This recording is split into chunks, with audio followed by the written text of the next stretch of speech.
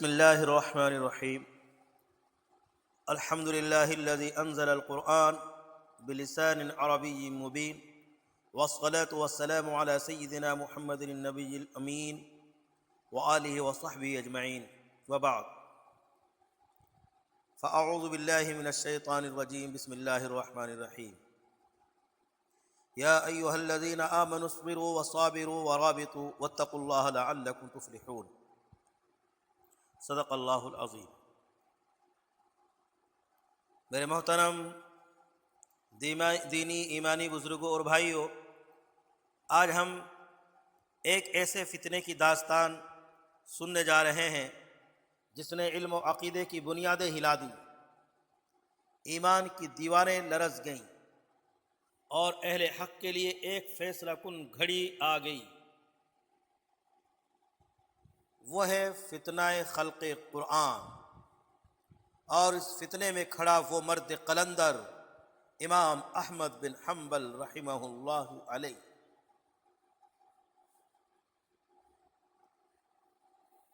خلیفہ مامون الرشید، وقت کا خلیفہ مامون الرشید، علم کا دعوے دار مگر معتزلہ کے عقیدے کا حمایتی تھا. وہ کہتا قرآن اللہ کا کلام نہیں ہے بلکہ مخلوق ہے. انا للہ و انا الیہ راجعون. یہ عقیدہ ایمان کی بنیادوں پر حملہ تھا اور اس فتنے کو جبراً نافذ کیا گیا. علماء عظام کو قید کیا گیا، شہید کیا گیا.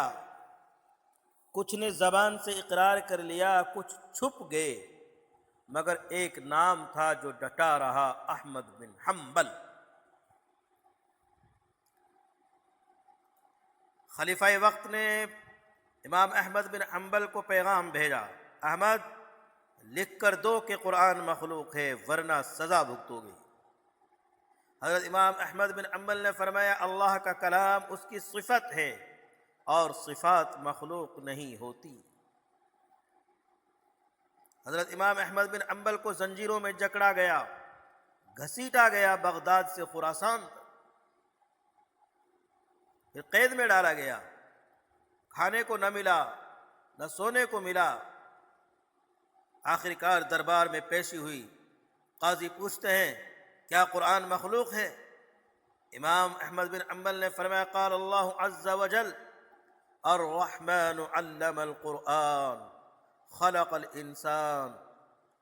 الرحمن نے قرآن سکھایا، انسان کو پیدا کیا. تو وقت کے قاضی فرق تو واضح ہو گیا ہے. اب خلیفہ معتصم آیا، زیادہ ظالم، زیادہ متعصب. جلاد کو بلایا گیا، حکم ہوا جب تک یہ خلق قرآن کا اقرار نہ کرے مارتے رہو. جلاد نے پہلا کوڑا مارا، دوسرا کوڑا مارا، تیسرا کوڑا مارا. امام احمد بن حنبل بے ہوش ہونے کے قریب ہو گئے. اچانک ایک سپاہی آیا اور بولا اے امام آپ صبر کریں، ہم تلواریں دنیا کے بادشاہوں کے لیے اٹھاتے ہیں، آپ رب العالمین کے لیے کوڑے کھا رہے ہیں. حضرت امام احمد بن حنبل کی آنکھوں سے آنسو رواں دواں ہو گئے اور زبان پر صرف یا اللہ مجھے ثابت قدم رکھنا یہ الفاظ تھے، یا اللہ مجھے ثابت قدم رکھنا. عوام کا حال یہ تھا کہ لوگ زنجیروں کو چومتے تھے. مائیں اپنے بچوں کو دکھاتی اور کہتی بیٹا دیکھو یہ وہ مرد مجاہد ہے جس نے دین کی عزت بچائی ہے. حضرت امام احمد بن حنبل رحمۃ اللہ علیہ فرماتے ہیں مجھے اپنی نہیں امت کی فکر ہے، اگر میں جھک گیا تو حق دب جائے گا. اس کے بعد خلیفہ متوکل آیا، اس نے معتزلہ کو ختم کیا. حضرت امام احمد بن حنبل کو عزت سے گھر واپس بلایا گیا. علماء عظام نے ان کا استقبال کیا. حضرت امام احمد بن حنبل نے فرمایا جب میں قید میں تھا اللہ نے دل میں نور بھر دیا اور زبان پر صبر. اے امت مسلمہ کے نوجوانوں، آج اگر کوئی کہے اسلام پرانا ہو گیا تو ہمیں حضرت امام احمد بن حنبل کی یاد آ جانی چاہیے۔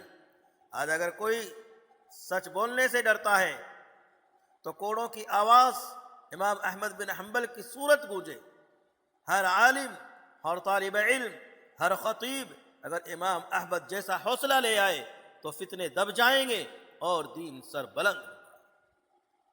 موجودہ دور کے بھی سارے فتنے ختم ہو جائیں گے، چاہے وہ کسی کی جانب سے فتنے ہو۔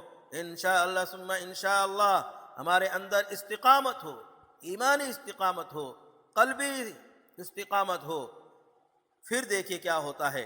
ہفتے کشور جس سے ہو تسخیر بے تیغ و تفنگ، تو اگر سمجھے تو تیرے پاس وہ ساما بھی ہے۔ اللہم ارزقنا ثباتا کثبات احمد بن حنبل رحمۃ اللہ علیہ۔ اللہم اجعلنا من الصادقین الذین لا یخشون فی اللہ لومۃ لائم۔ وآخر دعوانا الحمد للہ رب العالمین۔